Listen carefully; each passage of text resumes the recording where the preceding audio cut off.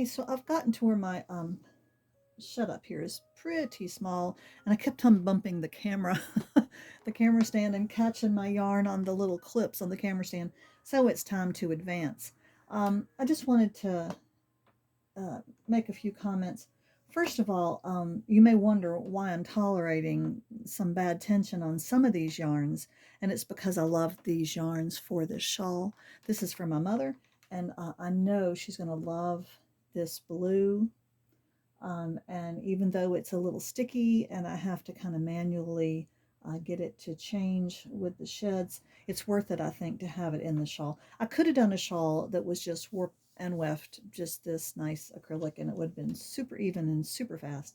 But I wanted these other, I don't know if she'll be crazy about the pink, but I think it'll blend in. But I know she asked for periwinkle, but she loves blue. So I'm trying to integrate a good bit of blue. Okay, so now we're going to loosen our top bar, bring it down, tighten it up again. I like it as tight as I can get it, especially when the tension is a little wonky, like in this. Okay, and you can see after you pull it down, it gets these little kind of ripply waves.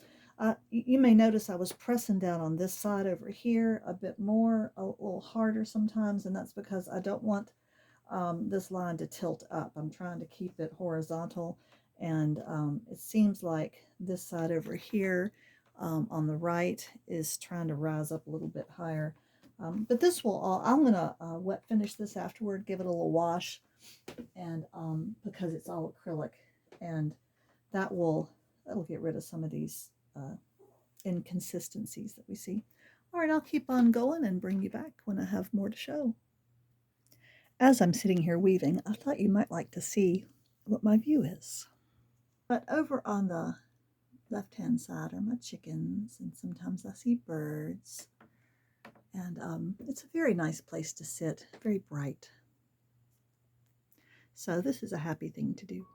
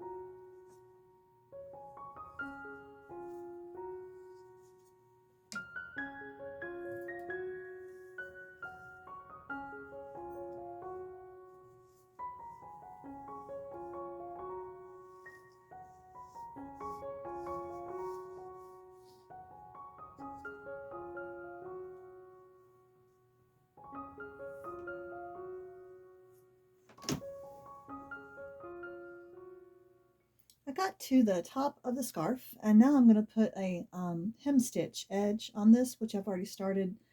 I didn't think ahead enough to do it on the bottom before I started, so I'll have to do the bottom hem stitch. And I've turned the loom upside down, obviously. I'll have to do the bottom, the other hem stitch, after I take it off.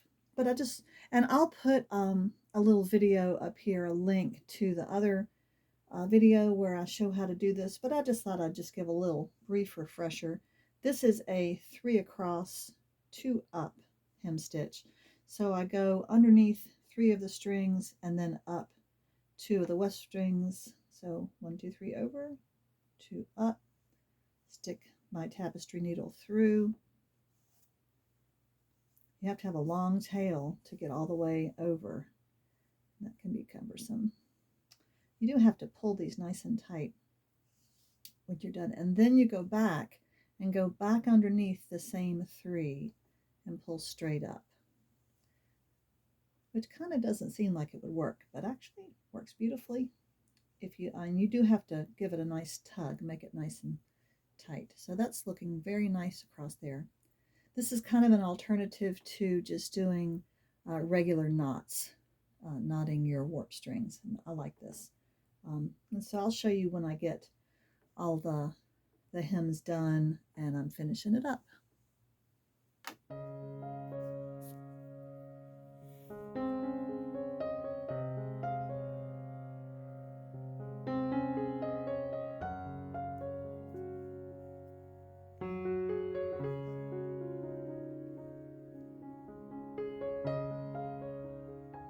Good morning, everybody.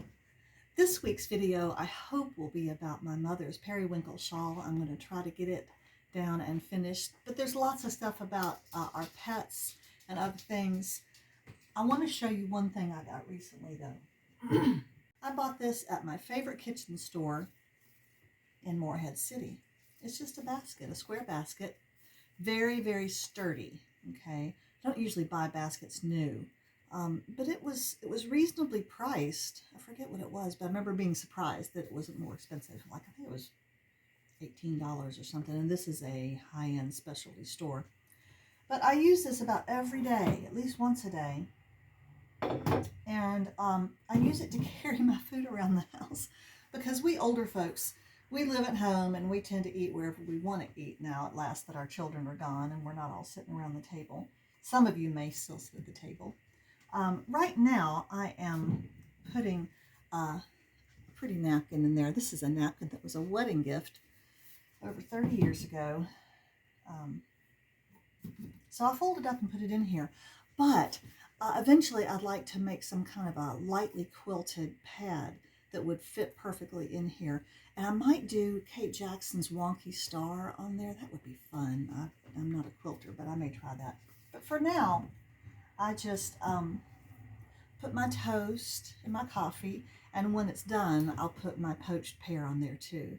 And we'll go get started on, well, I've already started on the shawl. We'll finish the shawl. I don't know if I can promise that.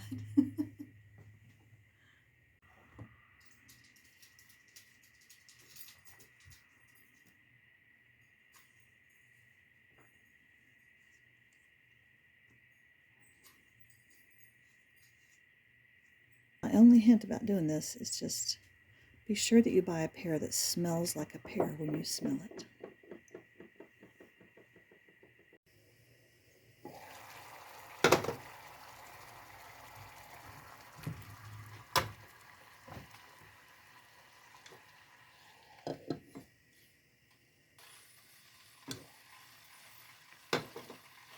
A little bit of sugar. Adam grinds this himself. Boy, that is the best scent. Cinnamon is lovely, but I don't like it as much as allspice. And then I'm going to cover that and let it, it's probably going to simmer for, I don't know, a half hour until it's really tender and you can just kind of take a bite off with a spoon.